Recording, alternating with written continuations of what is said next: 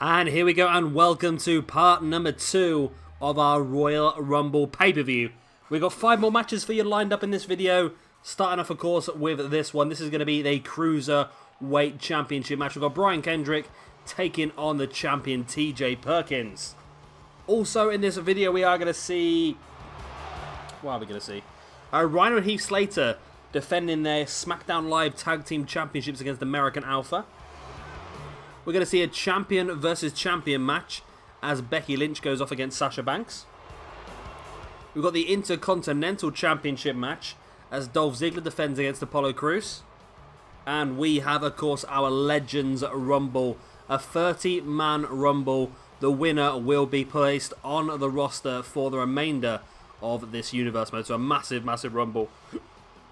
Now, the Legends Rumble is not going to include some of the bigger, more current legends. People like The Rock and people like Austin, Shawn Michaels, Triple H.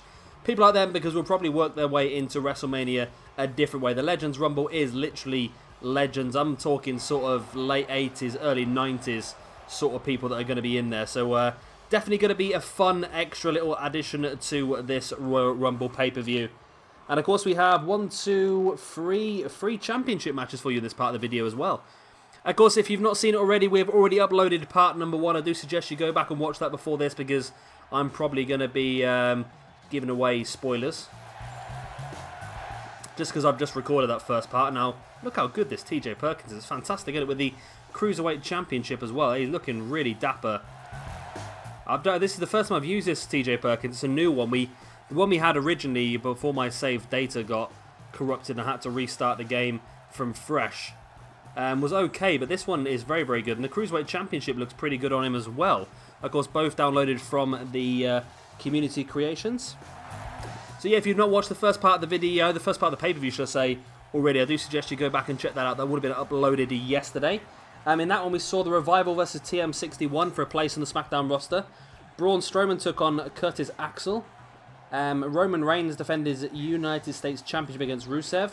And we did plan to have the Women's Royal Rumble on the first part of the video. However, it turns out when I tried to do it, that you can't actually do a Women's Royal Rumble on this game.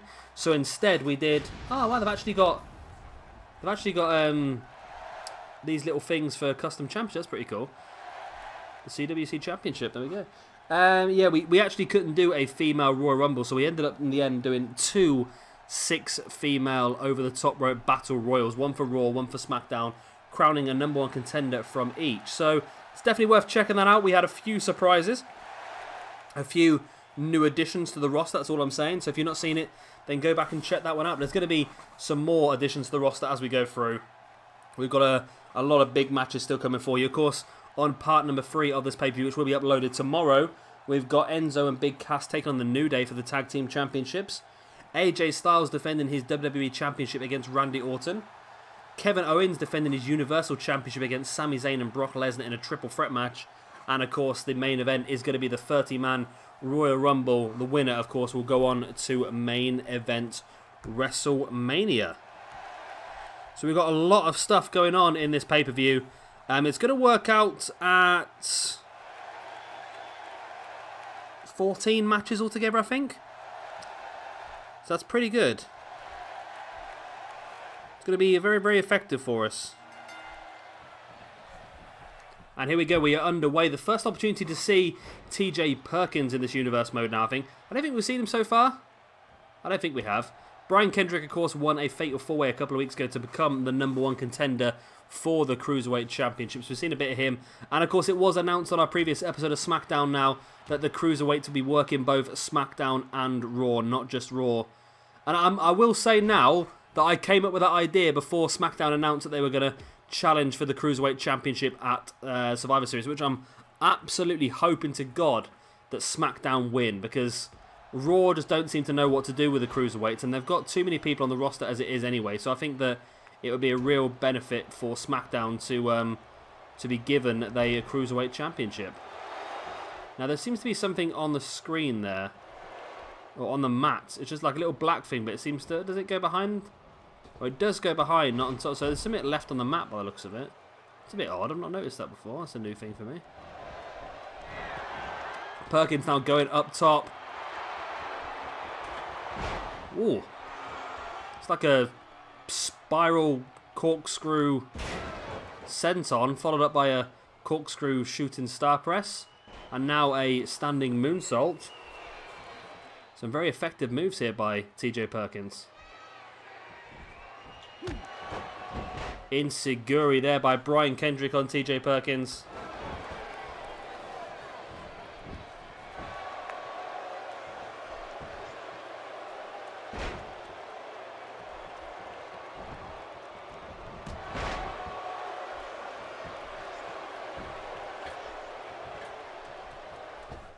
TJ now, great move there. Perkins really showing some fantastic high-flying maneuvers, isn't he? Big elbow to the forehead of Kendrick. Now Kendrick playing possum, as you can see, just tripping TJ Perkins over.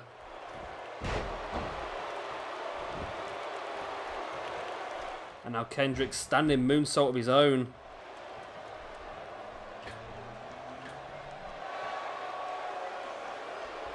Kendrick now stalking the grounded TJ Perkins, who's now back up to his feet.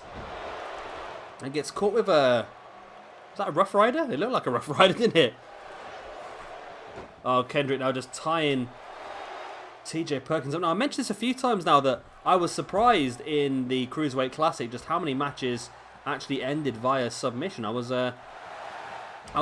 quite pleasantly surprised. I was hoping that they weren't going to turn it into a massive spot fest, but all the guys showed some real ability in every single part of wrestling, not just high flying, but technical, submission based, mat based. Basically a lot of things that you'd really want from a wrestler. These guys were showed us, and I'm a massive fan of TJ Perkins. I think he did fantastically well. It's a real shame that they took the belt off him so early, in my opinion, but hopefully he's going to get a chance to prove what he can do continuing onwards. I still think it would be a massive thing for the Cruiserweights to move to Smackdown. I think it would be such a big advantage to Smackdown and a big advantage to the Cruiserweights as well, because they're not being used correctly on Raw, because Raw just has too much talent now to try and get on the show. And SmackDown is really struggling for talent because there's not a lot of strength in depth, so it's a massive extra few guys for SmackDown. Shooting star press there by Brian Kendrick. Could be the new Cruiserweight champion. No, TJ kicks out after 2. Kendrick now bringing TJ back up to his feet, sending him into the turnbuckle. That's the one that he took the pad off earlier on in the match. That steel ring straight into the centre of the back of TJ Perkins. Kendrick now sending Perkins into the turnbuckle. And looking for a sliced bread, hits it. We could have a brand new Cruiserweight champion here. 1, 2. Oh, and TJ Perkins kicked out on the brink of 3. Wow. Perkins just about holding on. Brian Kendrick standing moonsault, that's the one. Now Kendrick going up top.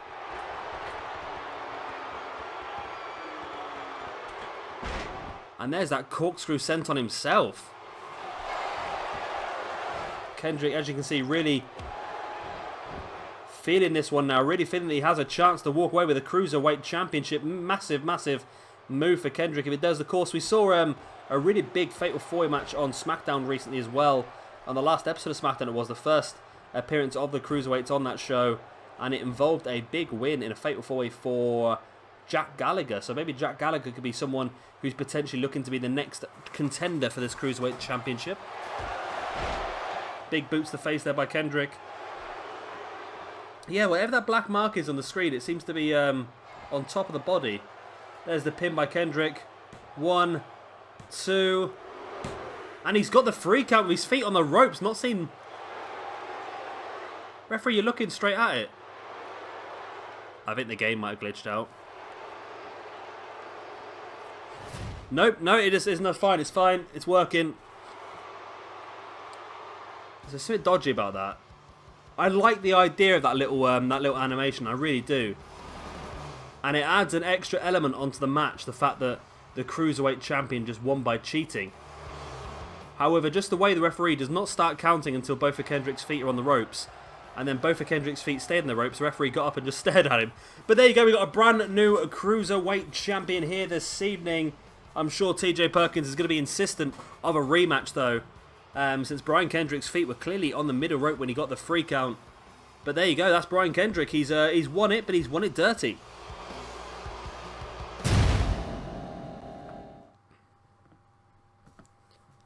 And here we have our next match of the evening. It is going to be American Alpha challenging for the Smackdown Tag Team Championships against Rhyno and Heath Slater.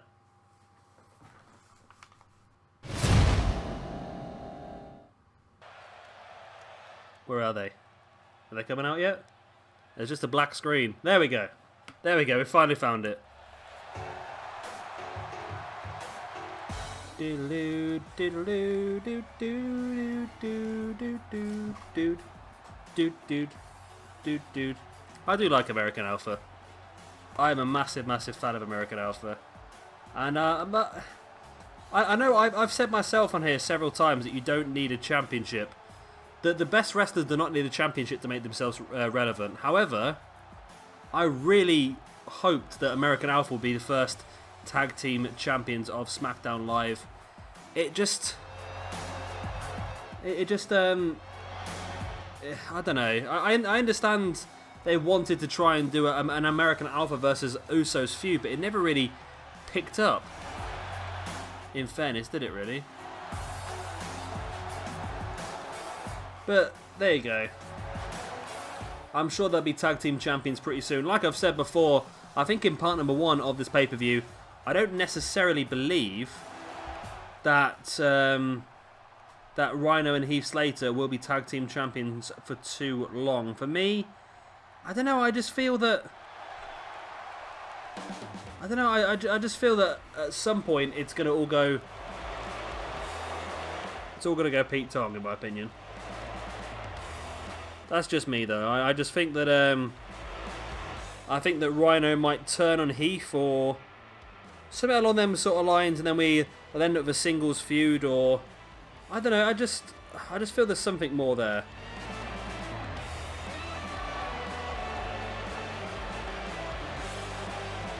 We'll wait and see what happens. I don't know why this music's playing. It should be Heath Slater's music playing when these two guys come out to the ring. But there you go. The game has decided it wants to change it slightly, so we'll leave it. We won't moan too much. We will. I can't even talk now. I've had too many. I've only had a couple of. I've had a couple of bottles of Stella, but I've had the big bottles of Stella. There you go. The Tag Team Championships is what's on the line. How much is this bottle? Oh, 1 bottle of Stella puts you over your drink and driving allowance. And I've had 2 of these, and I've got a crate in the fridge to finish off. I've got a crate of the smaller bottles. That's it. I was that impatient in the shop that I couldn't be bothered to wait for the smaller bottles to go cold. So I brought 2 big bottles that were already in the fridge just so I had something to drink while I was waiting for the small ones to get cold. That is what you call a probably an alcoholic, I suppose. But there you go. I haven't had a drink in ages, so this is my first drink in a long time. And it does help. Like I said, I've had a couple of really strenuous weeks at work, which is why my uploads have been a bit slow of recent. And now I've had a chance to come back on a Friday night, have a few beers, and record the Royal Rumble. I'm more than happy now. As the referee takes the Tag Team Championships away from Heath Slater and Rhyno. But will it be the last time that Heath Slater and Rhyno hand those championships over? We're about to find out as American Alpha challenge. And here we go. Let's try again.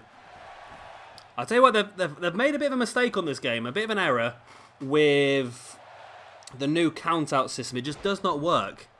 Solely because I've had on several occasions now double count-out matches because people are still fighting on the outside until like 8 or 9. And then eventually they can't get back in the ring in time. So that's exactly what happened on this match. And I've just tried to record beforehand. We had a double count-out when Jason Jordan and Heath Slater were fighting on the outside. It's frustrating. It's happened quite a few times now. I don't really want to waste a validly good championship match at a pay-per-view with a double count-out finish. I'm not Vince McMahon. This is sort of thing that he likes to do, isn't it? But we'll try again. We'll see if we can get a legit finish this time. I'm sure that was just a one-off. You notice the attire of Chad Gable and Jason Jordan looks very much like a church stained glass window. Obviously the not the black part, obviously the part that's got the colourful chunks on it. It looks like a stained glass window at a church. Gable taking Heath Slater down well. And that's what I can imagine. I think that if Gable and Jordan can keep Heath Slater in the ring for as long as possible, they'll have a lot more chance of pulling out the victory in this one.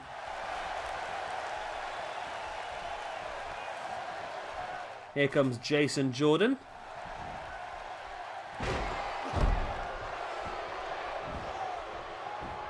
And in comes Rhyno once again. Like I say, I think the strongest tactic that American Alpha can employ is keeping Heath Slater in the ring for as long as possible. I think Rhyno is going to be a lot more difficult to defeat. I'm not saying impossible to defeat, but a lot more difficult than what it is going to be to defeat Heath Slater. Rhyno slid out the ring there to try and avoid Jason Jordan. As he came back in, Jordan was waiting for him and took him down.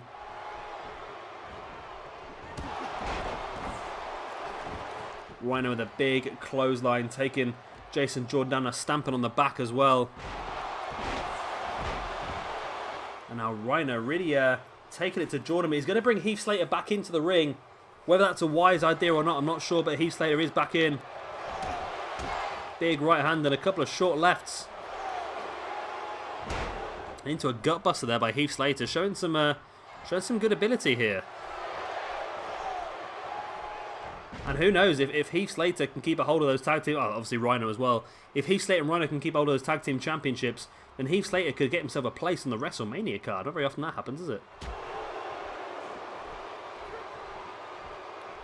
Slater, gut buster there on Jason Jordan. Jordan now catches Slater from behind. Dragon suplex released as well. And Jordan brings in Chad Gable now. Clubbing blow against the back of Heath Slater. Double drop kick by American Alpha, taking Heath Slater down now. Chad Gable picking Jason Jordan up and dropping him into that leg drop.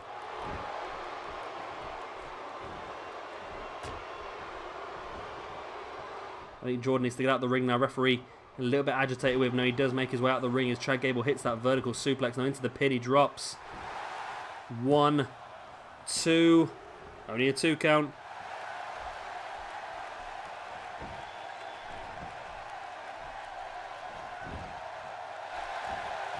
Head scissors there by Chad Gable, but Heath Slater manages to slide his way out. Heath now taking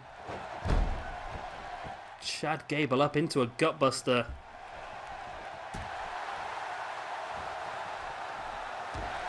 Rhyno now stamping on that. I don't know what Heath Slater's doing. Heath Slater seems to be stuck in an animation without the actual person to do the animation against. There's the pin by Rhyno. Slater takes out Jason Jordan. It's only a 1 count though.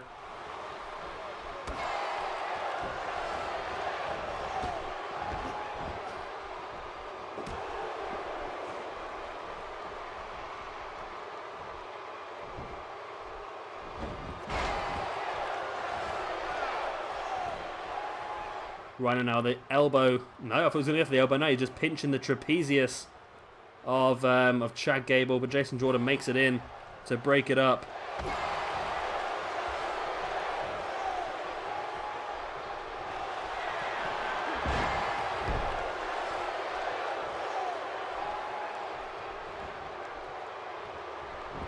Right now, rolling Gable over into the pin. 1, 2.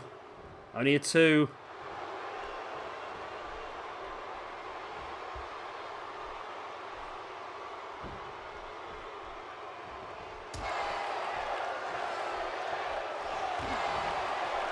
Rhyno. Oh, there's the gore out of nowhere on Chad Gable. Rhyno just the kick in the gut and then that gore. But Jason Jordan was there to come in and break it up straight away.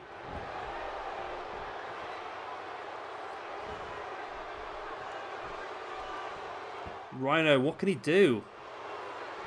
Double axe handle against the back. I think if he can pull Chad Gable further away from Jason Jordan's corner, he might be able to pull this one off. There's the pin by Heath Slater this time. 1. And again, Jason Jordan in time to break it up.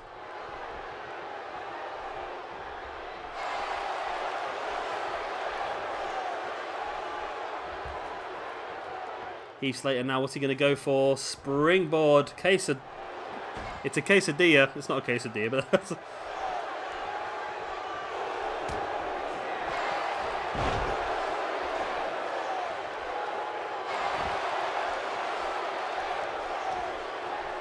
Raking the eyes there by Heath Slater.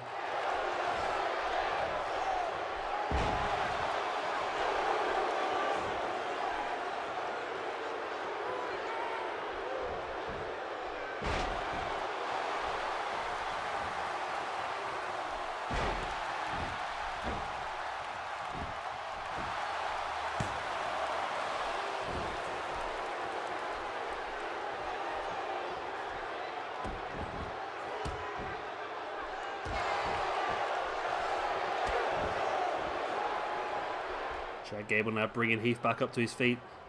So I think I may have just... Yeah. Can you hear me? Oh, 1 second. You can hear me now. Okay, I think I may have knocked the... the wire out my microphone there for a split second. Still, they haven't fixed this. How many patches are it going to take before they actually fix the fact that this finisher maneuver does not end in a pin? Grr. But now, Jordan going for the pin. Gable has Rhyno tied up, and it's only enough for a 2 count.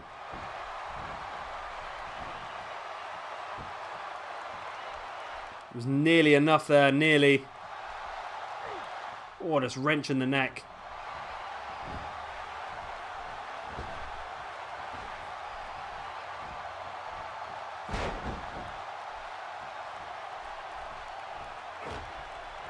Jordan now stamping on the face of Heath Slater.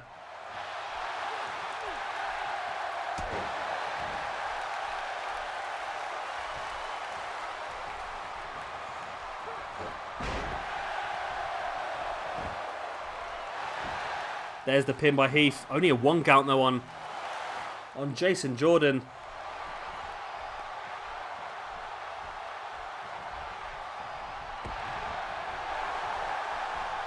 Jordan now sending Rhyno into the corner.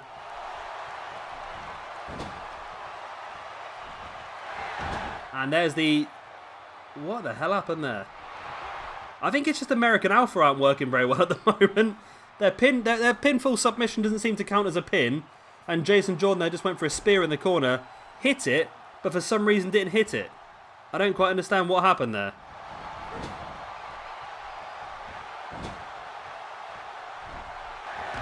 Ah, he does hit it this time. That's good.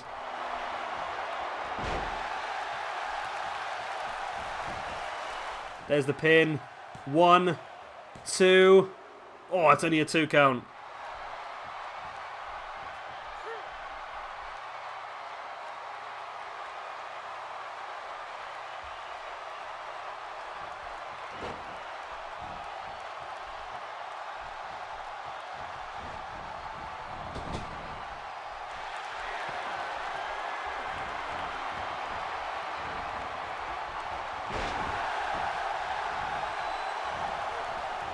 And it does count it this time. 1, 2. Brand new tag team champions. 3. No, it's 2. I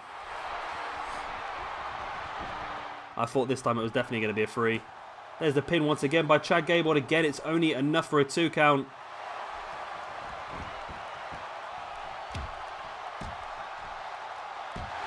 So close to getting that victory. Like I said, it's more likely to get that win over Heath Slater. Rhyno seems to have a lot more sort of resilience about him, really. Of course, Rhyno, former ECW hardcore legend, I suppose. He's got a lot of resilience to him. Former hardcore champion in WWE as well. Quite a few times hardcore champion. I don't know if he ever won any higher up championships. I think he may have won... I don't know. Would he have won like... No, I don't think the European was around for very long after he joined. Maybe... maybe the Intercontinental... No, I don't think he ever did win the... I've got a feeling he may have won the Intercontinental Championship once, maybe. There's the pin by Chad Gable. 1, 2. And again, it's only a 2 count. As I Google Rhyno. Just want to see if he's won any of the championships.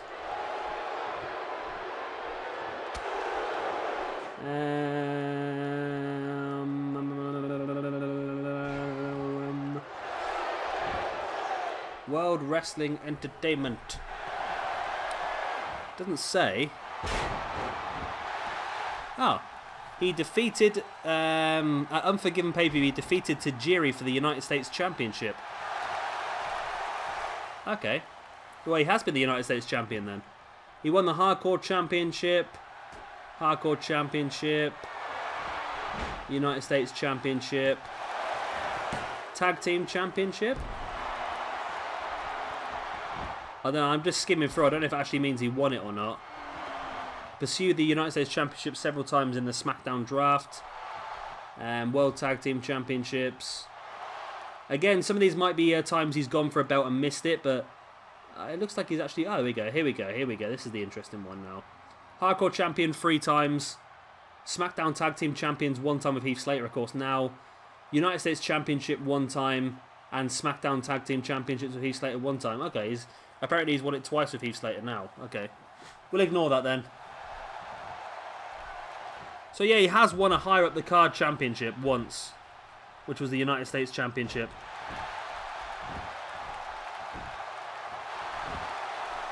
There's the pin once again. Oh, and again, it's only a 2 count. Rhyno is so resilient. He just seems to be able to take whatever Chad Gable can throw at him.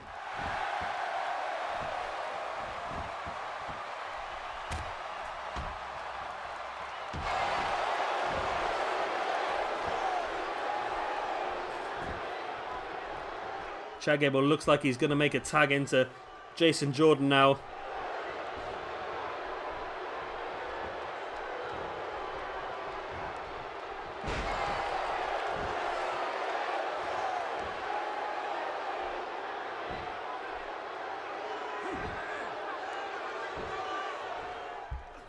Rhyno now just pinching the shoulder of Jason Jordan.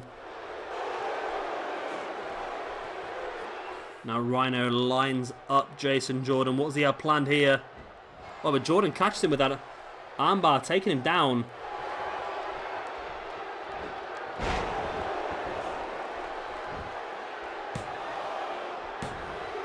Oh, it's still only a 2 count.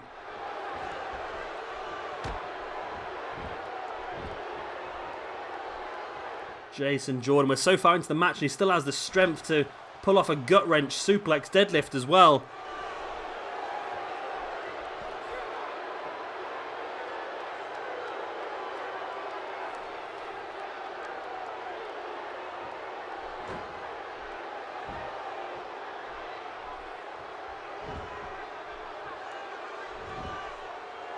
Jason Jordan now dominating the grounded. Rhyno has been busted open and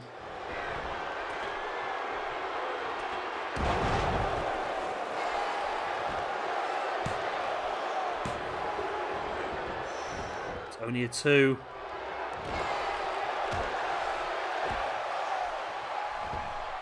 I can't believe this match is still going. It really has been a long going one.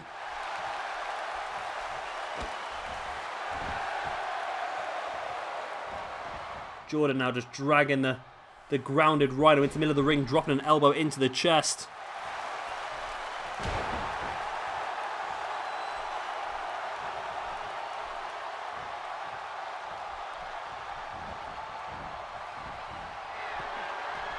Now Gable going up to the top. What can Gable do from here? Oh, Heath Slater taking him down. Oh, and a kick to the back as well.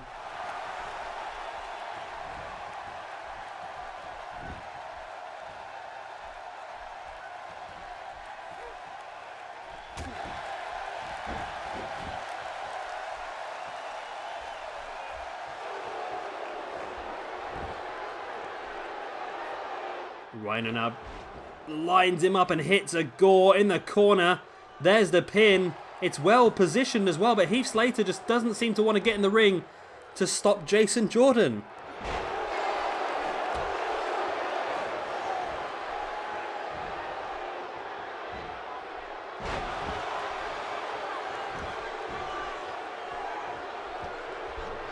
Both guys down now. Gable slowly gyrating in the middle of the ring.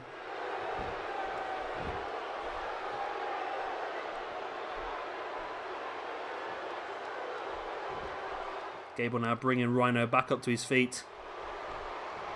Front chancery. Sending Rhyno into the corner. Rhyno fights his way free and Gable catches him a back elbow and again puts him into the corner. I can envisage that the game really wants to go for that finishing maneuver once again. Will it work this time or will it not? It seems to be... oh no, they're not actually going to go for it. They're going to go for something different. They're going to go for a double hip toss, taking Rhyno down. Jordan now bringing Rhyno back up to his feet. And a spear of his own. Jason Jordan just spearing the master of the gore. And there's an angle slam. Into the pin. 1, 2. Brand new tag team champions. American Alpha pick up the win in what has been a very long match, actually. It's been a very up and down match. But we do have brand new champions. 2 matches in this video and 2 brand new champions. Wow. It's not looking good for Dolph Ziggler, is it, at the moment? Ziggler defending his Intercontinental Championship later on in this video. But, of course, before that, it is going to be champion versus champion. Sasha Banks versus Becky Lynch. But a great win here for American Alpha. And I'm looking forward to Smackdown now. We've got American Alpha as the tag team champions. We're going to have the debut of TM61, of course. I knew I'd drop a spoiler eventually. TM61 won that match in the first video to become a permanent member of the Smackdown roster as well. But enough of that. Let's get into our next match of the evening. Champion versus champion. And here is our next match. As promised, it is going to be the SmackDown Live Women's Champion versus the Raw Women's Champion. We're going to do champion versus champion for the right to call themselves the best female wrestler in the WWE today. Now, of course, we've both seen... I'm hoping there's just more than me and you here, but we've already seen both Raw and SmackDown's #1 contendership battle royals in the end. Of course, the Raw one being run by Paige and the SmackDown one being won by the debuting Trish Stratus. So we're going to see some very, very interesting female matches coming up very soon. Of course, the women's championship, the women's division is going to really sort of develop over the next few months coming towards WrestleMania, because we obviously got all these brand new big names coming in. And of course, all we've done so far is the female part. Of course, we still have, at the end of this video, part 2 of the Royal Rumble, we have the Legends Rumble, where the winner will be guaranteed a place on the roster until the finale of this universe mode. And of course, we also have the main event. The main event, obviously the Royal Rumble, will be the last part of video number 3, which will be uploaded tomorrow. And of course, we will know from the end of that who will be main event in WrestleMania. So I've just forgotten how to talk there for a second. Hopefully we can get back on track. And oh, this chair's very squeaky today. I'm hoping you can't hear it too loud. It is very, very squeaky today. So Becky Lynch, we're not seeing a lot of Becky Lynch so far. We saw her lose to Carmella a few weeks back, and then Alexa Bliss obviously became the #1 contender to face off against, and she defeated... Well, we have seen a bit of it then, haven't we? Because we've seen 4 episodes of SmackDown so far, and we've seen Becky Lynch wrestle twice. It's not too bad, really, is it? Sasha Banks, somebody we've seen defeating Charlotte very recently. So both these ladies defended their championships very recently on their respective shows. But of course, as of this evening, we are seeing quite a few new... I say quite a few. We've had 3 championship matches so far over the 2 videos. And so far we're seeing 2 brand new champions and 1 successfully retained. So we'll have to wait and see what happens later on. Of course, we do have another championship match coming up for you after this. It is going to be Dolph Ziggler defending his Intercontinental Championship against Apollo Crews. And I must say, I fancy Apollo Crews as the favourite to win that one. Crews has been on incredible form as recent. Ziggler been struggling against Crews. And I think tonight is the night that Apollo Crews picks up the gold. And of course, both Ziggler and Crews will also be part of our Royal Rumble later on this evening as well. My phone's buzzing. What's my phone buzzing for? Oh, it's the rugby. The rugby's on. And straight away, Becky Lynch with that arm break. Now, that's a wise move, that, because we know that Becky likes to use the disarmer as a finishing maneuver. And now, since the submissions are working a little bit better, there's a possibility that Becky could pull that one out of the bag. And of course, Becky did actually win her match championship defense a few weeks back against Alexa Bliss via the disarmer. So submissions are working for Becky, and she's working on the arm very, very early on, which, like we said, is pretty wise, I think. Becky now dropping an elbow into the inside of the knee of Sasha Banks. Oh, but Sasha out of nowhere with that hits is a takedown.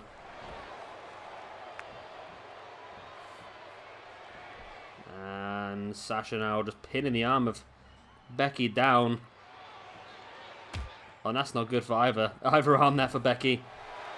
So, of course, Sasha likes to utilise the bank statement as a finisher maneuver. Now, it's not working fantastically well, the bank statement so far, mainly because the way it works, the backstabber into the armbar or the backstabber into the cutter, it just doesn't work fantastically well because 9 times out of 10 she tends to roll her opponent into the ropes. But if she can do it without doing that, it's a very effective finisher maneuver. I'm thinking of making it 2 separate maneuvers, though, just to make it a bit easier.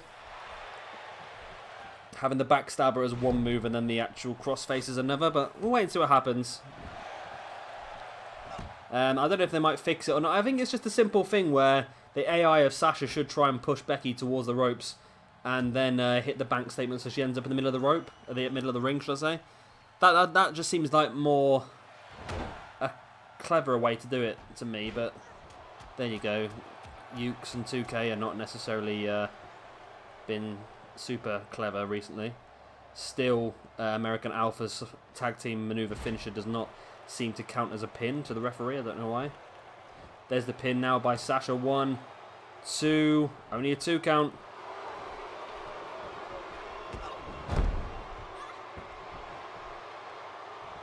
Sasha now just twisting the head of Becky Lynch, just wrenching it. And again, just weakening that neck possibly, looking for that bank statement, looking to weaken her up for that. Sasha now sending Becky into the corner. And I was absolutely gutted when they took the belt off of Sasha once again. I think I've already mentioned this in video number 1, haven't I? When they took the belt off of Sasha, the reason they took the belt off of Sasha is because they want to do Bayley versus Charlotte feud pretty quickly. For me, it's just a waste of time. I don't think Charlotte is very good at all. I think she's dangerous. Although Vince gets a massive hard-on every time he looks at her, and he can't stand Sasha Banks because he thinks Sasha Banks gets injured too often. It's because they keep sticking in the ring with Charlotte, and she's so dangerous in the ring. Sasha now, straight jacket, neck breaker, going to go straight in for the pin. 1, 2, it's only a 2 count, but Becky stayed down her a bit longer than what she would have liked to have done. But there you go, playing possum. Kicking Sasha Banks away. Becky now bringing Sasha back up to her feet. And there's the Bexplex. So Becky Lynch and both Sasha Banks both hitting their signature maneuver quite early on in this match. And now Becky going for the disarm her. It's well positioned. Can Sasha fight her way through the pain? Can she get herself out of the submission, or is she going to have to tap? Oh, I think it might. Becky's done some damage to the arm there, but Sasha does manage to wiggle free. But the damage probably has been done. And there is the bank statement, and Sasha may have just kept Becky away. Becky should be able to reach the ropes from here. But there we go. It's good to see that the bank statement didn't get a rope break straight away. Both ladies now locking in their submission finisher. Oh, Becky straight into the pin. Oh, come on, Sasha. Your hand was on the rope there for a second. Becky with a spinning heel kick to the gut. And now taking Sasha over the top. Of course, what we're going to see quite a lot of tonight. We still have 2 full Royal Rumbles to come for you. 1 in this video and 1 in the next part, which will be uploaded tomorrow. Good, try and get the next part uploaded tomorrow a little bit earlier. Of course, yesterday's video and today's video has been uploaded very, very late in the evening, whereas I'm going to try and get tomorrow's uploaded probably around about midday on Sunday. That's English time, so I don't know what that is going to be for you guys over in America. Are we ahead? I think you're ahead, aren't you? I don't know. Honestly, no, I haven't got a clue. I don't think it's too far away, but it should be a decent enough time either way. Sasha now just stamping on the arm of Becky Lynch and dropping an elbow into the back as well. Oh, Becky just tripping Sasha, landing her face first on the mat. Becky bringing Sasha back up to her feet, into the ring. Becky follows her in. Now, that's one thing that I've mentioned as well. I think I mentioned it in the last match, didn't I? Sorry, but yeah. About the whole double count-out situation. It's happening a bit too often on this game for me. And I don't mind it as a one-off here and there. It sort of makes sense in some situations. We can work with it, but it's becoming a little bit too common. Like we had one, of course, on Raw a few weeks back with Sami Zayn and Kevin Owens fighting their way up the ramp. Becky now. Drop kick. It was a little bit on the sloppy side by the looks of it.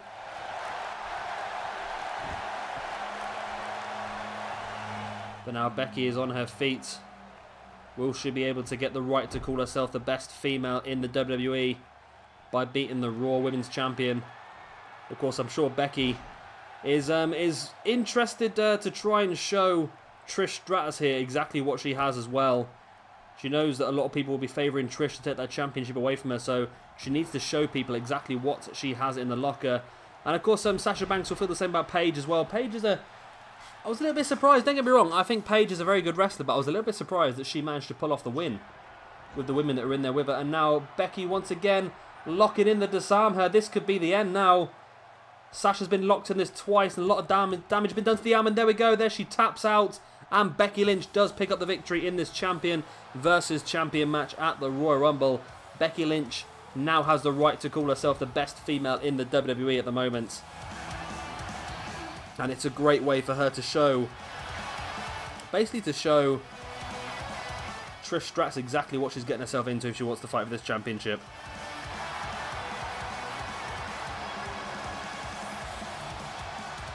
So what a good match that was, actually. Both these ladies did really, really well in this one. And now it's time for another championship match here at the Royal Rumble. We have got Apollo Crews challenging Dolph Ziggler for the Intercontinental Championship. Now, Apollo Crews of recent has been in incredible form. Not only defeating Dolph Ziggler one-on-one, but went on to pick up a victory over James Ellsworth, which is not incredibly difficult. But then also went on to defeat Kane as well last week. Ziggler struggled a bit. Ziggler did defeat James Ellsworth as well, but apart from that, he's really struggled. So Apollo Crews, in my opinion, really has the momentum, and I am expecting to see us walk out of here with a brand new Intercontinental Champion. But you never know. This is a big stage. Apollo Crews is still pretty new to the main roster. Dolph Ziggler, of course, been around for a long time now. He's used to these big stages and used to performing here. So it's going to be an interesting one. We're going to get youth momentum, or we're going to get the experienced edge. Either one of these two is going to walk out with the championship. Somebody I could have put in the Royal Rumble, isn't it, Edge? I didn't think about that. Might try and bring Edge back during the WrestleMania. I don't know. I've got a lot of ideas for matches already, and it's going to end up being about a 16-match card as it is WrestleMania. So I don't really want to put too many extra matches on there that don't need to be there, if that makes sense.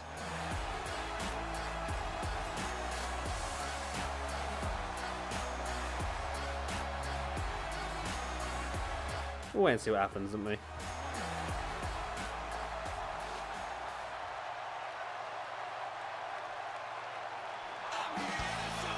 And here comes the Intercontinental Champion, Dolph Ziggler.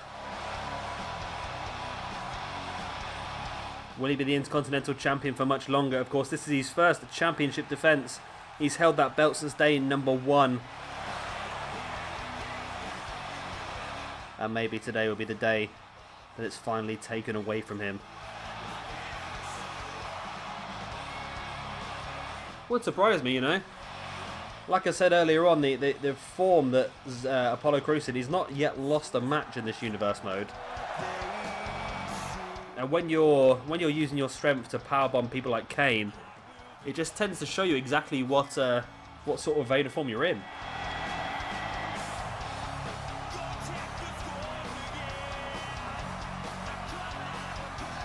I don't know. I just can't see past Apollo Crews in this one, in my opinion. Just like I said, the run of form he's been on. For me, it just almost seems like it's a guarantee for me that Crews is going to win this. I don't know. Like I say, Ziggler's probably the highest rated out of the two, but it's a tricky one. As we get the introductions now. I don't know where Apollo Crews is actually billed from. Of course, Dolph Ziggler. I don't know where Dolph Ziggler's billed from either. I think is it Apollo Crews? No, he's not. I don't know actually. I got a feeling that Apollo Crews was actually born in Africa and moved to America when he was a young child. Let me check that. I think that might be right, you know. Because I'm sure I've had this conversation with a friend of mine recently. Apollo Crews.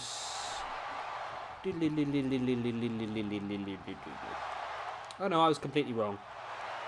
Completely wrong. He was born in Sacramento, California. And raised in Atlanta, Georgia.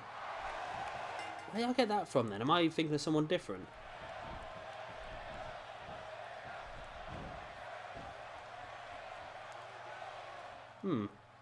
I don't know then.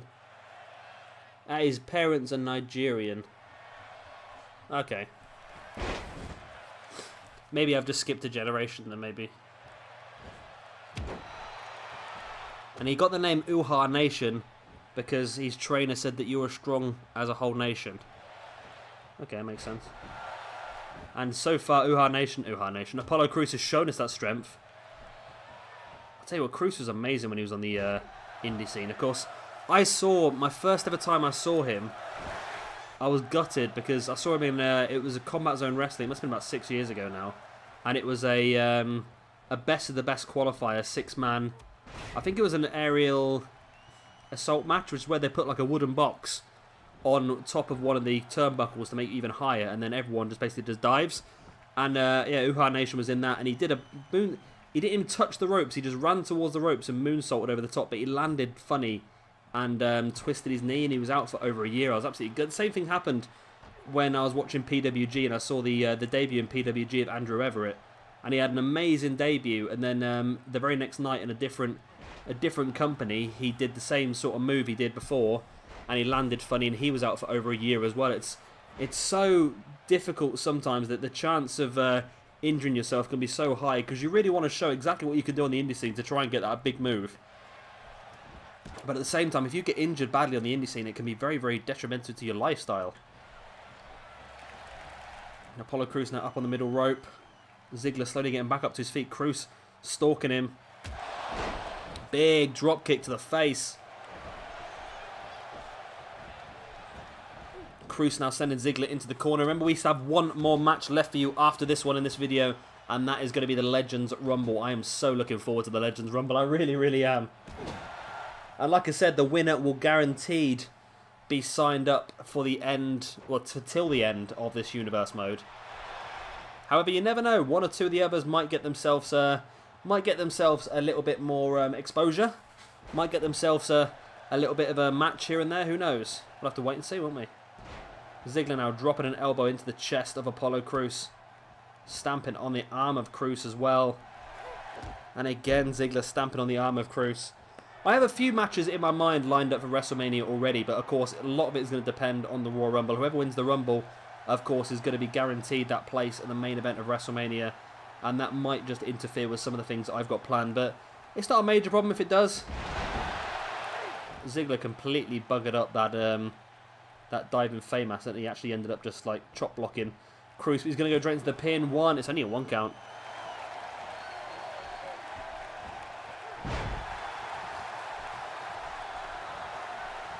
Crews taking Ziggler up, and I thought he was going to go for a fall-away slam, but just hoist him up onto his shoulders and hit him with a Samoan drop instead. There's the pin. 1. Only a 1 count. Both these guys really going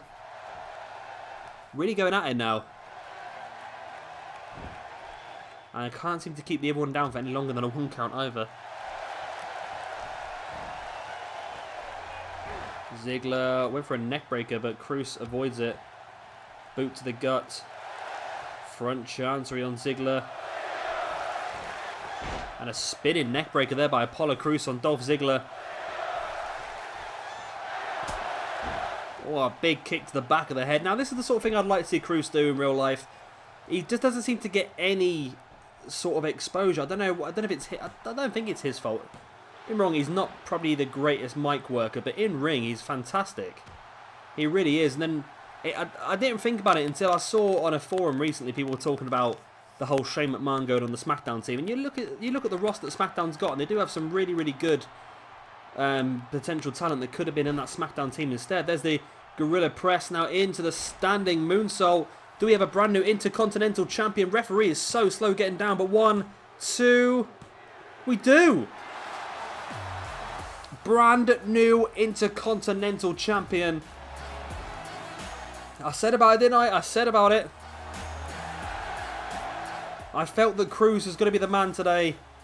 And he has been. He's been in an absolutely incredible form over the last month. And he caps it off here at the Royal Rumble. Our first pay-per-view of WWE 2K17 with the Intercontinental Championship.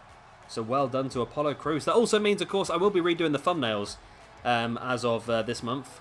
Because obviously the thumbnails show you all the champions. And Apollo Crews has just got himself on the thumbnail now. Good for him. Now let's get straight into... I'm not going to show you the match setup for this because I don't want you to see who's going to be the match. But let's get straight into the Legends Royal Rumble.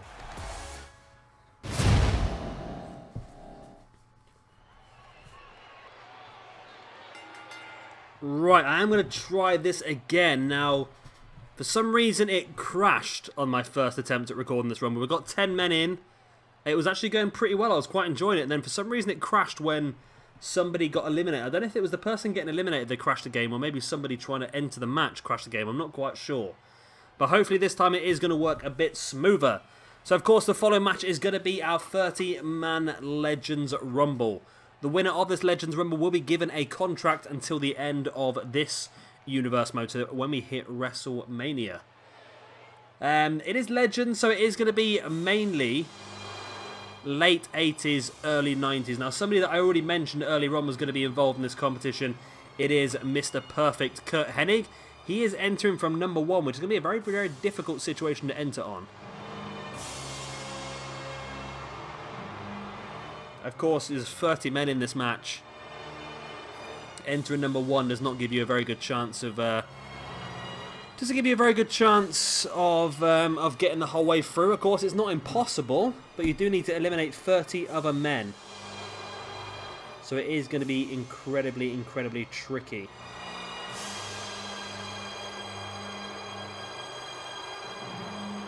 But you never ever know, do you? Stranger things have happened. 2 men have won it from number 1. Of course, you're not allowed to say one of their names because it's effectively a swear word in the WWE. But of course, one of them was Chris Benoit, and the other one was Shawn Michaels, of course, wasn't it? In 95, maybe? Maybe it's around 95, isn't it? Something like that. So who is going to be entering as number 2 against Curt Hennig? That is the question. Trust me. Whose music is that? I can't hear it. Ooh, it's Jake the Snake Roberts. Again, a shame. I would have liked to have seen either of these 2 guys win the Rumble, actually, but they're both going to be entering 1 and 2, which makes it a lot more difficult for them to win the Rumble. It's not difficult. Well, it is difficult. It's not impossible, but it is difficult. That's the words I'm trying to say. And thankfully, Jake Roberts has a much quicker entrance, which is good.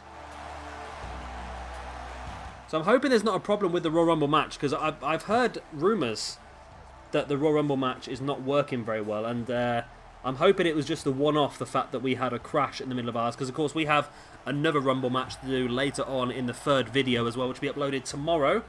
Let me just Google it just in case. Royal Rumble.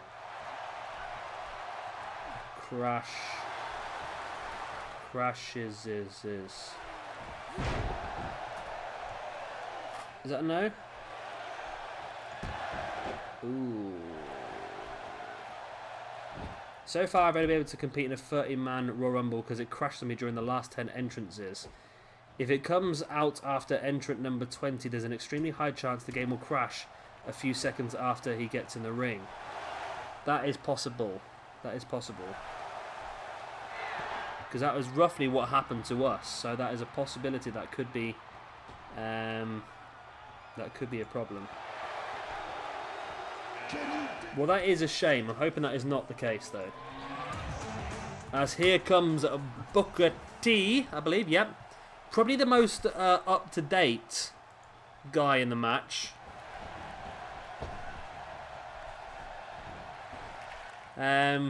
We're going to get a bit of teamwork here as both Booker T and Jay Roberts looking to eliminate Curt Hennig together, but Hennig fights back.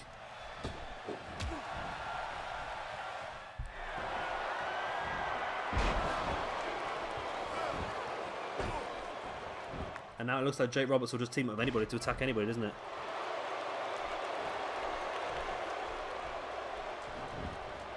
I'm hoping...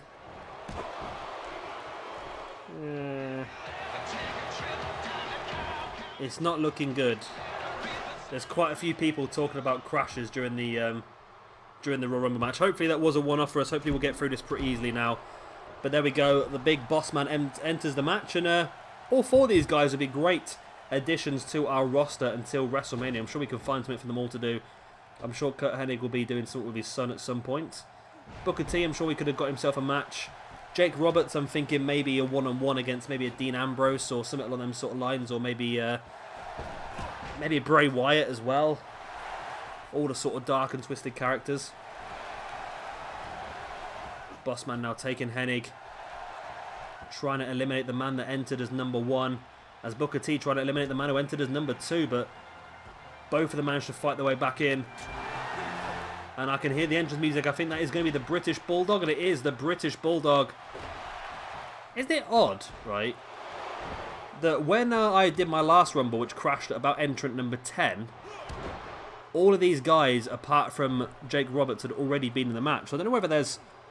I don't know. It seems to me that the more likely... It probably is just completely random, but it's just strange how nearly all the people were already been in the last match. Literally, the crash that happened in the last video was just as Booker T had been eliminated. Maybe Booker T crashed the game because he really wanted to win.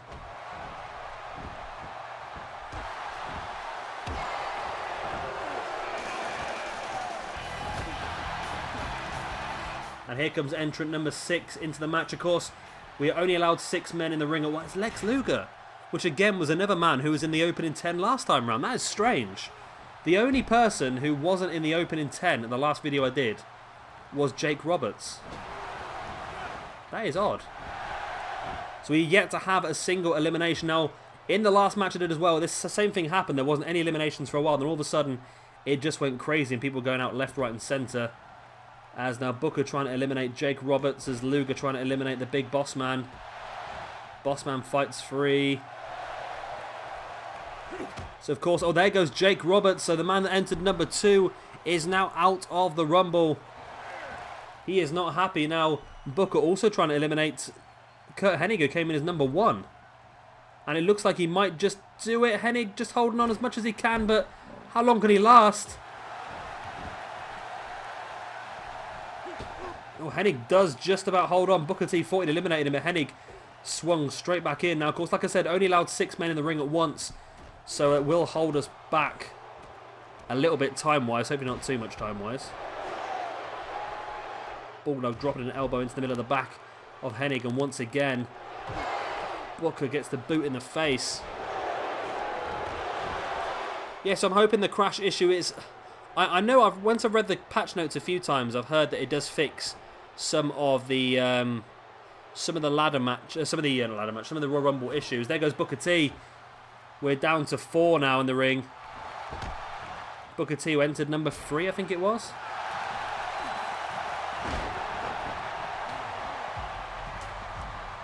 And here comes King Kong Bundy, who again was one of the opening lot in the last. That's just really strange. I mean, this is just like really random, or I don't know, it's just really random. It seems to be like the top 10 in the last match, it seems to be the same top 10 in this match, which the odds of that are quite slim. I think the only person... Who is it? Dusty Rhodes, I think. Dusty Rhodes was the only one, I think. I'm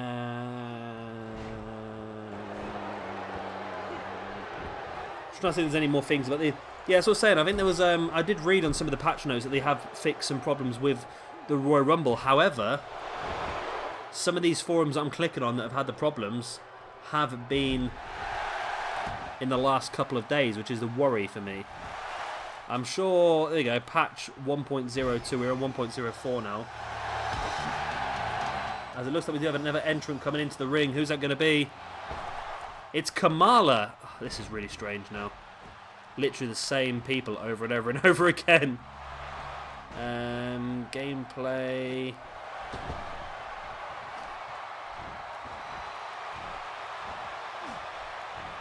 There's a massive, massive patch note. So I'm just hoping this time it's going to work now then. And there goes the big boss man, eliminated by Lex Luger. So yeah, like I said, the only person in this one who didn't enter in the last one, of course I only got to like number 10 or so in the last one. The only person who wasn't in that was Roberts. Literally all the same people. I wonder if it's because I set the match up in the pay-per-view that all of a sudden the pay-per-view crashed and I've had to redo the whole thing. That's odd, isn't it? It really is odd. Luger belly to back slam on Bulldog. So we do have space in the ring for one more person. Hopefully it's not going to crash when that one person comes out.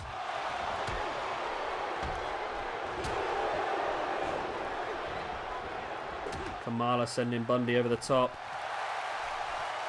And Kamala looking to eliminate King Kong Bundy. Could be a big man out if he can. No, Bundy rolls back in. Elbow drop by Luger. As Bundy just forces Kamala back down to the ground. And Kamala, see, playing possum, tripping Bundy back up. Now you will get an idea from this match exactly who we have planned to be part of our Retro Universe match. I think it might be the next one. I'm thinking we might do Retro Universe and NXT at the same time. It's the Junkyard Dog.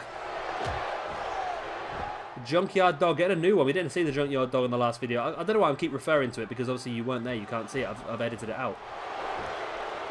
But I just thought it was a bit strange how all the same people ended up being the same match, but we are seeing some different ones now in the Junkyard Dog. That's good. And there goes the British Bulldog by Lex Luger. And Davey Boy Smith will not be happy. And now we're starting to get a consistent stream of eliminations. As long as it doesn't get to like the 29th like entrant and then crash, that'd be so annoying.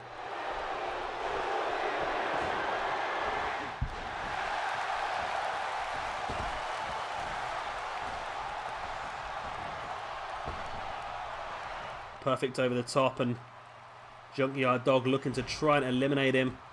And there goes Perfect as well. Number 1 entrant in the match has been eliminated. So now who's been in there the longest? I think it might be Lex Luger's been in there the longest now. Ooh, there's a little bit of a glitch there. It flickered for a second. Hopefully there's going to be no problems. Who's going to be the next entrant into the match?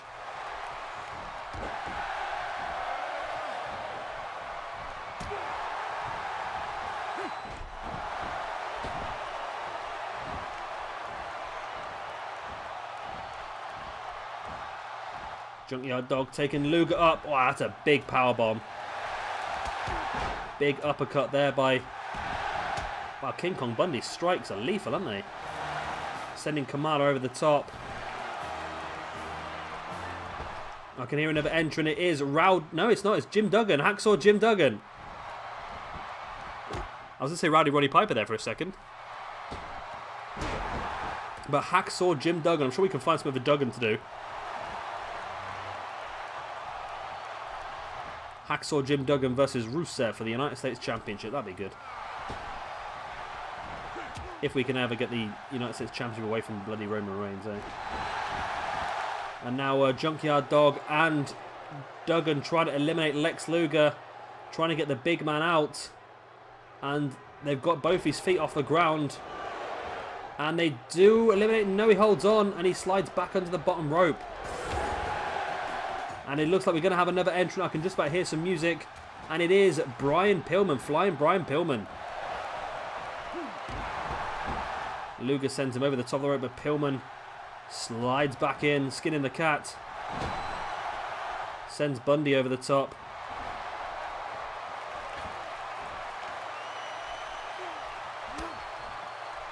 There's so much stuff going on at the moment. It's difficult to keep track. Kamala looking to eliminate King Kong Bundy. And Pillman does eliminate Lex Luger. So Brian Pillman eliminating Luger. And again, I would love to see Brian Pillman get this position on the roster, although entering so early in the match, it's going to be difficult. I'm sure we must be getting close to halfway through the entrance now. Atomic drop there by Brian Pillman. I have a couple that I know are in this that I really would like to win it, actually, but even if they don't win it, I'm pretty sure we're going to end up using them anyway. Diving elbow drop by Brian Pillman. Because I do have another match in mind for WrestleMania involving these two guys I'm thinking of. Kamala bringing King Kong Bundy back up, but Bundy with the jawbreaker on Kamala. Went for the scoop slam, but Kamala falls out the back. There goes Pillman over the top. And Duggan trying to eliminate Pillman as Kamala trying to eliminate King Kong Bundy. You'd think that somebody would try and help Kamala eliminate King Kong Bundy because Bundy's a big lad. But then again, Kamala's doing well. And Bundy does fight his way back in. See Pillman now trying to eliminate Hacksaw Jim Duggan. Oh, here comes the Iron Sheik. So the Iron Sheik is in this match now. And that is a really good Iron Sheik core. So again, like I said, we're getting a rough idea now of exactly who's going to be involved in our Retro Universe mode. Like I said, I think Retro might be the next one we'll do. I think we'll do Retro... Retro and NXT at the same time, of course, on different playlists. There goes the Junkyard Dog. And there goes Kamala as well. So 2 eliminations on quick succession there. So yeah, I think we'll do NXT and we'll do Retro at the same time. So we've got the whole idea of the legends of wrestling and the new up-and-coming stars as well. Of course, we'll do them on separate playlists, unlike this one, which is on one playlist, of course. Duggan now. Went for the right hand, completely misses Sheik, who gets his way back into the ring. So we're down to 4 in the ring again. And we have lasted a little bit longer this time. Of course, it crashed the first time that I tried to do this match, so I'm so glad that it seems to be going a lot smoother this time. There's Brian Pillman and King Kong Bundy. I know they're a little bit out of time, aren't they? I think Pillman was maybe 94, 95, and King Kong Bundy is more late 80s. King Kong Bundy was one of Hogan's opponents, wasn't he? At WrestleMania? WrestleMania 4? I mean, WrestleMania 3 was Giant. I think WrestleMania 5 was Ultimate Warrior. I'm sure King Kong Bundy was in there somewhere. Surprised they haven't done like a... Not necessarily like a showcase mode, but oh, here comes Big Van Vader. The man who was in a pretty bad car accident a few days ago, but I think he's okay. I think his car's totaled though. Vader has been wrestling in quite a bit recently, I've noticed. He's been doing quite a few shows in the UK. Recently actually wrestling Will Ospreay after Ospreay's match against Ricochet. And there goes Hacksaw Jim Duggan eliminated. Yeah, Ospreay had a match against Ricochet, which obviously you must have all heard about. It was probably one of the best wrestling matches of the year so far, if not for quite some time. And yeah, Vader sort of picked on the match and said it was just a massive spot fest. And now it ended up making a Vader versus Will Ospreay match at Revolution Pro, I think it was in the UK.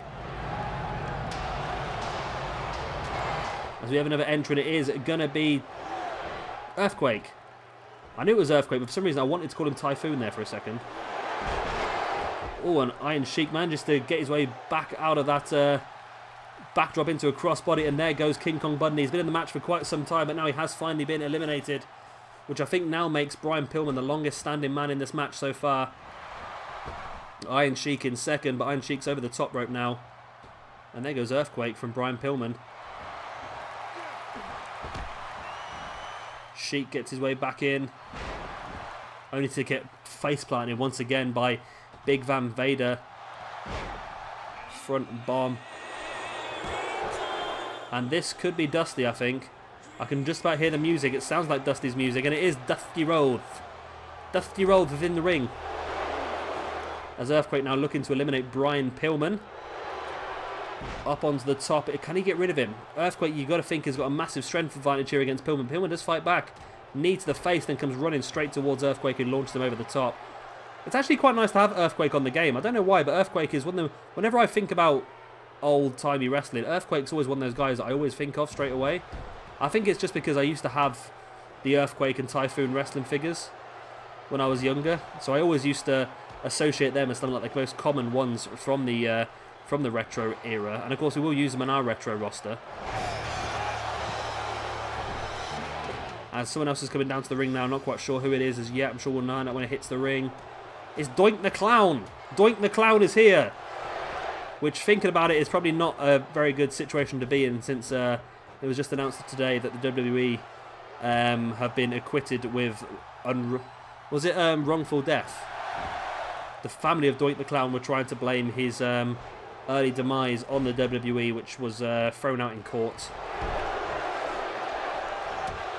But yeah, he's here. He's here in the WWE. I'm not quite sure what we'd do in Doink the Clown if he did manage to succeed here. Not quite sure what we'd get him to do in the WWE. Maybe a feud against Heath Slater would be quite good, or I don't know, something bizarre and random like that. Eh? Oh, and you see Vader just squishing Doink's face off against the mat. So again, we're 5 in the ring, so we've still got space for one more. Vader with that reverse suplex dropping Doink. I think Doink's knees may have landed on Earthquake as well. Clever little double move there by Vader then. Vader now taking Doink up. I don't know if he did that on purpose or not. Almost looked like he was going to go for a Vader bomb then. He fell backwards at the same time, launched Doink across the ring. And here comes Big Daddy Diesel. So we must be knocking around 18, 19, 20 now. So there's still quite a few people left to enter. I was hoping that Diesel might pick up the victory though, I must admit.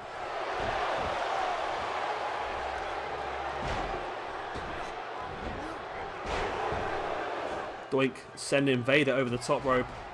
Can Doink eliminate Vader? That'd be a massive kick in the teeth of Vader, wouldn't it? And Vader does fight his way back. So now we've got 6 in the ring, so of course we can't do anything for now.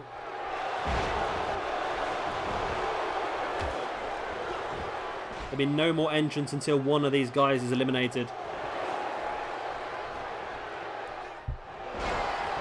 There's no sort of like spectacular sort of elimination to the Rumble, is there?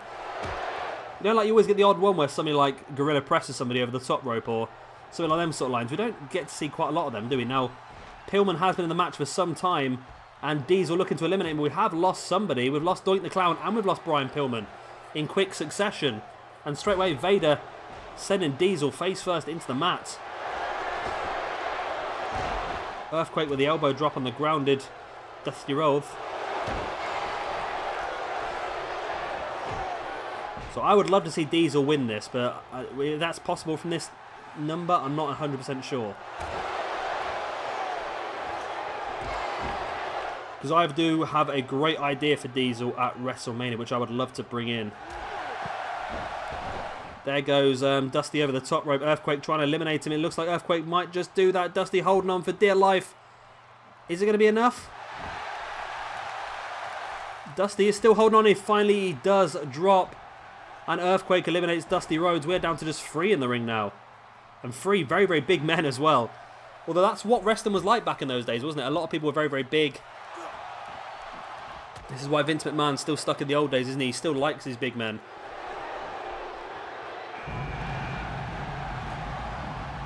Who's going to be next? Entering the match.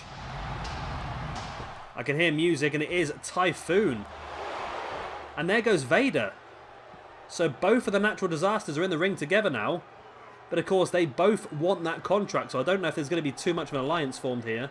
I wish they would though. I wish that they would put something in the game which would allow tag team partners to work together in Royal Rumble matches.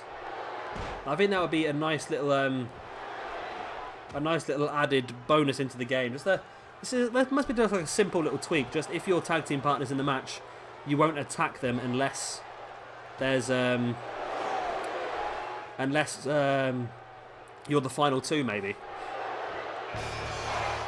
Although at the moment, Typhoon and Earthquake not bouting. They're both going after Diesel. As Typhoon now trying to eliminate Diesel.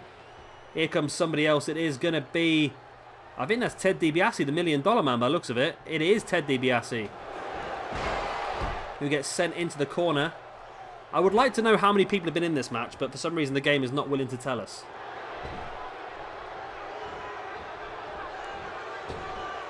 As Ted DiBiase trying to eliminate Earthquake.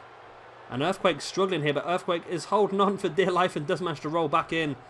Diesel trying to eliminate Typhoon, but Typhoon back in. Facebuster there by $1 Million Man.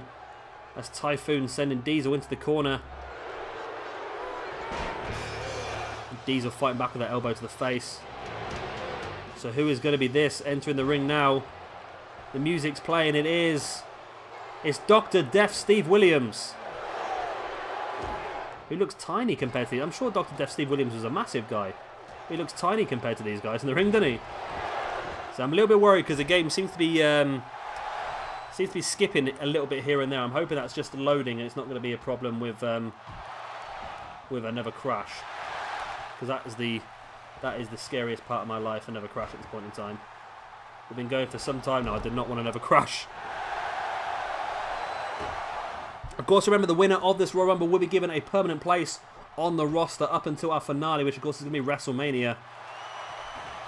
So it's a big one for one of these guys. It really is. One of these 30 guys is going to get one more road to WrestleMania in them. Of course, we're going to see them a lot more when we do our Retro Universe mode anyway. We're going to see a lot of these guys on a full road to WrestleMania. And here comes Sergeant Slaughter. For some reason taken out of the game this year. I don't quite know why. He was in the game last year alongside General Adnan and the other guy, Colonel Mustafa. And then for some reason this year, all three of them were taken out. And I don't understand why, because I seem to remember them being announced for the game. That's what I don't understand. But they are not in the game, and I'm not really bothered about Adnan and Mustafa, but Sergeant Slaughter, for someone for me, definitely should be in the game. And there goes Earthquake. So we are now back down to 5 in the ring. As Typhoon looking to eliminate Sarge as well. As Diesel trying to eliminate Dr. Death Steve Williams. I think Steve Williams went off to Japan, didn't he? Backbreaker there by Dr. Death.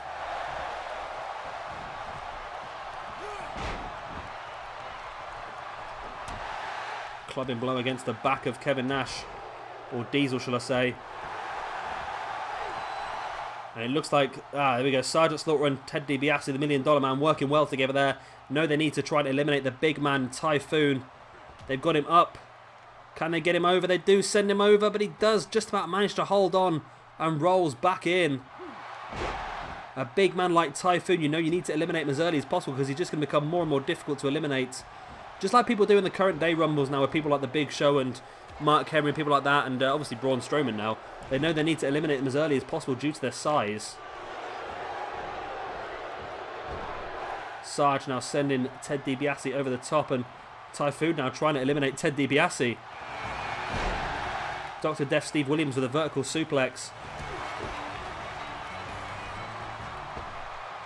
And here comes Rowdy Roddy Piper, who again was not on the game this year, which I don't understand. I don't know if these guys... I'm saying they're not on the game. I don't think Piper would be DLC, would he? I know who the DLC is. Actually, I don't think he is DLC.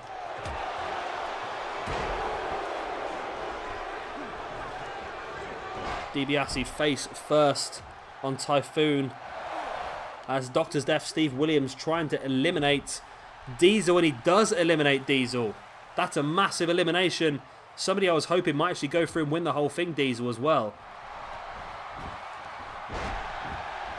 So, I know I keep doing this, but the first release is going to be the Legends pack, which is going to give us Bob Brutus Beefcake, Eddie Guerrero, Greg the Hammer Valentine, Psycho Sid and Tatanka. So, 5 guys that will come in very, very useful. Well, apart from Eddie Guerrero, 4 guys come in very, very useful for our Retro Universe mode. As Typhoon now has been in the match for quite some time, looking to try and eliminate Ted DiBiase. Typhoon's done really well to hold on for as long as he has. Dr. Death now with the short, sharp suplex. Not sure how many people are left. I know in my mind, I know one person, definitely 2 people. I'm trying to think now who the people should be. 2 people. Important security message. What the hell are you? Please call the number provided as soon as possible. Shut up. You will be guided for the removal of the adware spyware virus on your computer. That is annoying. My computer just got stuck on some sort of stupid pop-up there. It was trying to tell me to phone a number up, which probably costs you £420 when you phone up. So we've got 6 guys in the ring. Oh, Rikishi's come in. Sorry, I was distracted by that pop-up. Rikishi has entered the ring. So again, Rikishi, quite an up-to-date name. And we could use Rikishi as part of some sort of storyline involving, of course, his sons, the Usos. That's always a possibility. I did it for The Rock. Of course, I remember Rikishi getting chucked off the top of the cell in that six-man Hell in a Cell. It was amazing, wasn't it? And there goes Rowdy Roddy Piper, thanks to Sergeant Slaughter. Big spinebuster there by Sarge as well. Now, I can remember two people that are going to be entering this match. I'm trying to think if there's anyone else I can think of.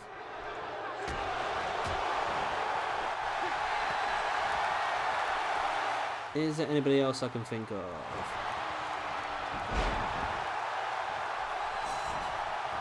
No, only two I can think of. I'm sure there's probably a lot more though.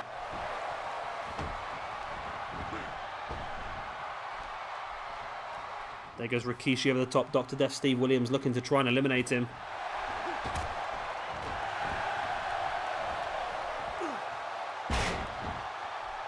Belly to belly slam there by Rikishi on Dr. Death Steve Williams.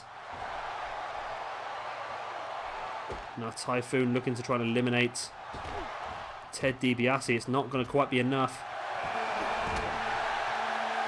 So we do have another entrant now. Who's this going to be? Can't quite hear them. You can probably hear the music a lot better than I can. Oh, it's Ricky Steamboat. Ricky the Dragon Steamboat. Forgot about him. Yeah, you guys can probably hear the music. I have to mute my TV almost just so I don't end up with obviously duplicate audio, because my game recorder records the audio and then obviously records my commentary over the top. And if there's obviously my TV volume comes from the microphone, you get double audio, which is obviously not a good thing. So I have to have my TV quite low so I can't hear the music properly when they come out. Dr. Death there with the jawbreaker.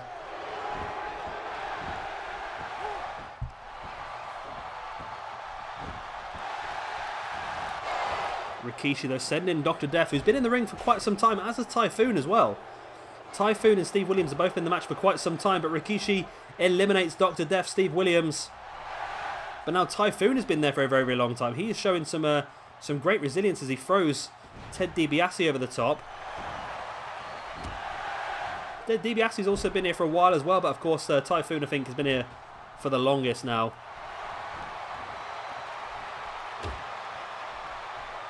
Can Typhoon eliminate Ted DiBiase? He does. Typhoon is doing so well in this. Typhoon deserves a contract alone, but of course it only will get one if he wins this.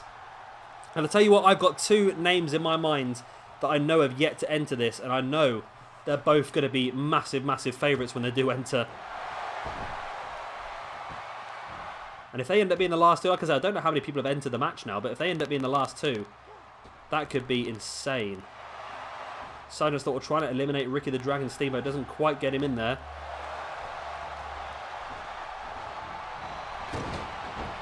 Rikishi sending...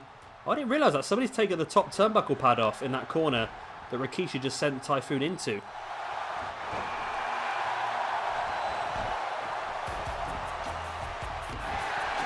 Rikishi went for the super kick. Oh, here comes Razor Ramon. This is one of the two guys I was thinking of.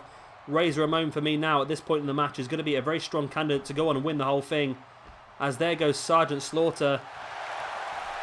And now Typhoon and Ricky Steamboat working together to try and eliminate Rikishi. But Rikishi just too strong and fights his way back in.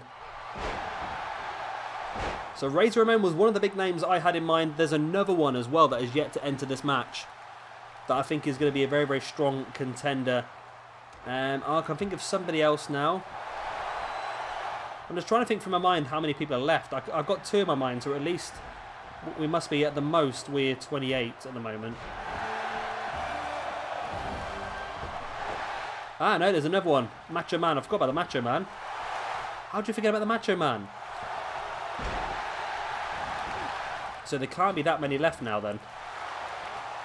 We're 35 minutes into this one match alone, so there can't be many people left to come into this one. But I think any of these guys now will be fantastic. Like Ricky Steamboat, who's about to be eliminated, he'd be a fantastic addition. Macho Man Randy Savage would be a good addition. Rikishi we could use. Razor Ramon we could definitely use. Typhoon, I think, really deserves it because he's done so well, but he's probably going to be the most difficult one for us to use. Typhoon sending Rikishi over the top. Looking to try and eliminate him. We do have another entrant now making his way down to the ring. Who is this going to be? It is going to be Owen Hart. Ooh. So there's quite a few more names that I forgot about. So maybe there's a... I'm going to probably say there's another 3 or 4 left to enter now at this point in time.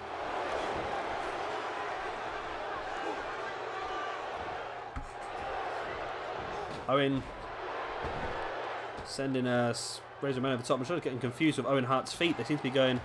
Owen Hart's feet are really glitchy. Look at him, look. He's got like elastic boots. Whoa, what is going on with Owen Hart's feet? That is some crazy glitchiness going on there.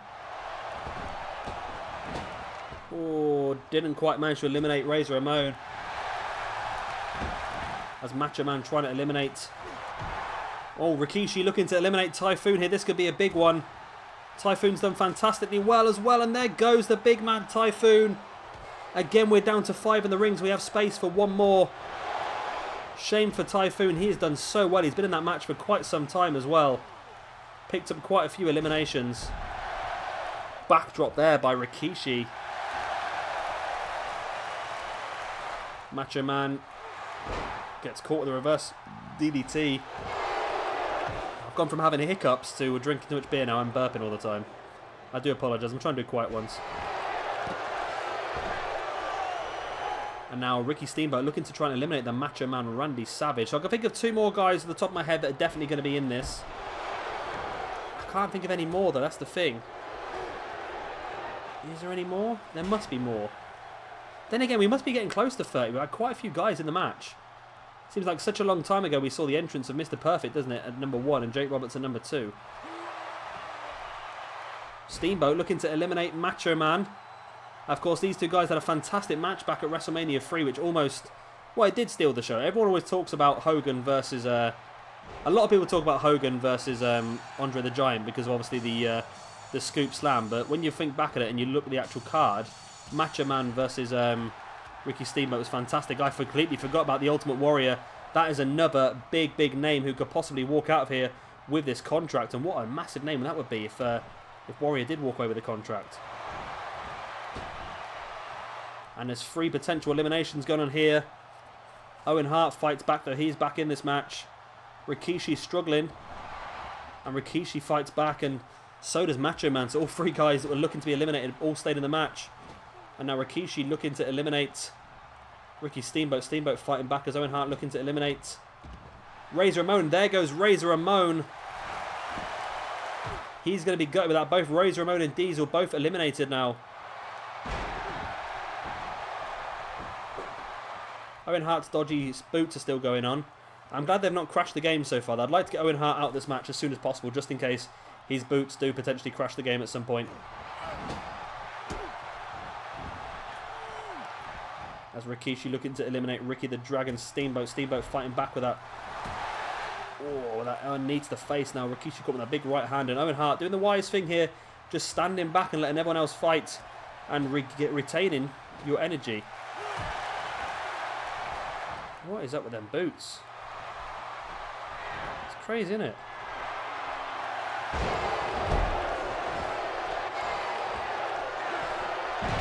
Seems to be if his boots are anywhere... Oh, we've had elimination. It's Rikishi. Rikishi eliminated by Ricky the Dragon Steamboat. Rikishi was hoping for that reunion with his sons, the Usos, but it's not going to happen. Now, I can think of 2 more that should be coming into this match. Whether that'll be the final 2, I don't honestly know. Whether there's more that I've forgotten about. Here does come somebody, and it is one of the guys I had in mind, Arn Anderson. So there's one more guy that I can think of, but there probably might be more. Macho Man sending Ultimate Warrior over the top, and Arn Anderson getting in front of him. Looking to try and eliminate the Ultimate Warrior. You know what, all these guys so far... All the guys in the ring at the moment, I'd be happy with winning the contract. I think Arn Anderson's probably the one that I'll be able to do the least with. And there goes Ricky the Dragon Steamboat. We're down to 4 in the ring once again. Yeah, Anderson's probably the one that I could do the least with, but I'm still sure we could do something with him. I think Anderson... Oh, and I've got a really good idea for Arn Anderson, actually. No, I like that. I've got a really good idea for Arn Anderson, just off the top of my head. I'm not going to say anything, because I might end up using it anyway.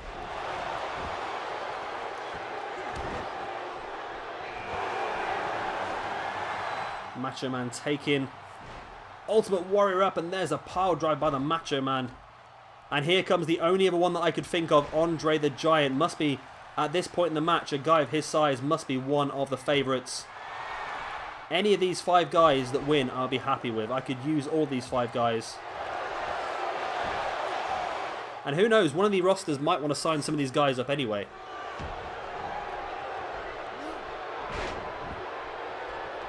I'm thinking not just to wrestle, maybe even to help some of the other guys out on the roster. But I won't say anything else because there's some ideas in my head that will pop up every now and again.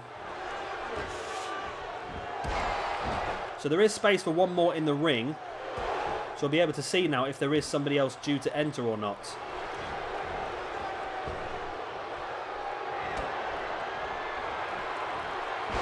Double DDT there by both Macho Man and Arn Anderson on Owen Hart.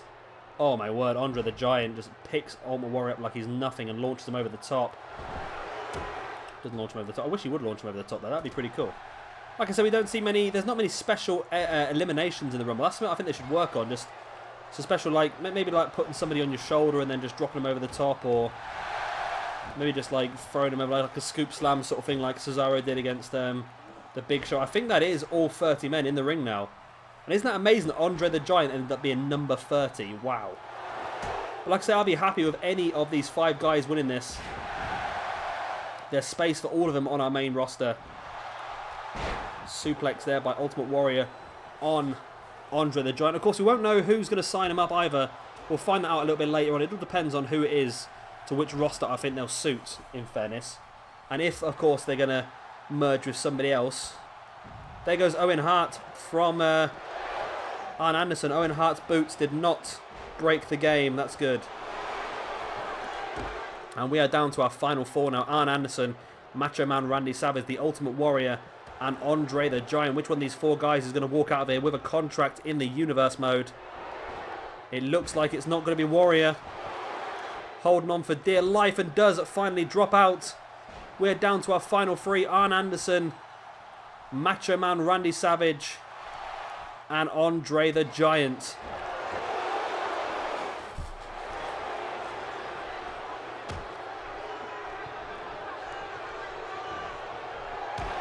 Anderson with that big right hand against the back and then a chop block as well. And you see all 3 guys now. They all know how important this match is. And I'm sure Arn Anderson and Macho Man Randy Savage would probably be clever to work together to try and eliminate the big man Andre the Giant, but it doesn't seem to be happening so far. Giant with a big headbutt to the back of Arn Anderson, now just launching Arn Anderson across the ring. Andre dropping, Macho Man there dropping an elbow into the heart of Arn Anderson. Macho Man big knee to the face of Arn Anderson once again. Andre bringing Anderson back up. Over the top he goes, he holds on. But Andre looking to eliminate Arn Anderson, and it could be. Arn's holding on for dear life, only with one arm though, and he does finally drop out. We are now down to the final 2. It's Andre the Giant and the Macho Man Randy Savage. One of these 2 guys will get themselves a contract for the entirety of this Universe mode, all the way through to our main event of WrestleMania. I'll tell you what, both these guys would be great entrants into there, wouldn't they? I imagine Andre the Giant Memorial Battle Royal with Andre the Giant actually competing. Well, just imagine the matches we can have with Randy Savage. That'd be incredible. Big double-handed chokeslam there by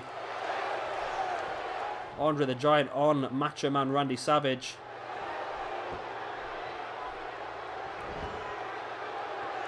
Andre the Giant now stomping on the gut of Macho Man. And at the moment it's looking like Andre's match to lose. Oh, just walking across the stomach as well. So I'm glad to see the first Royal Rumble match that I did that was a crash. I'm glad to see that looks like it was a one-off, hopefully. Andre there with a big knee to the face of Macho Man.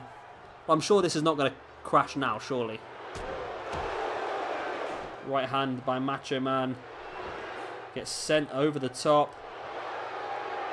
by Andre the Giant. Now Andre just squeezing the head. And we do get a special elimination as the very last elimination of the match. Andre the Giant has won the Legends Royal Rumble. That's quite ironic, isn't it? Considering that Andre the Giant is the man behind the Memorial Battle Royal. For him now to come out and win a Rumble as well. That's a big thing. I don't think Andre the Giant ever won a Royal Rumble, did he? Even though he's the biggest man, he never won a Rumble because they always tried to eliminate him. There's Andre the Giant saying that now he has a chance to go all the way through this universe mode to WrestleMania. That's what he's pointing at. So Andre the Giant is now a permanent member of our WWE 2K17 universe mode.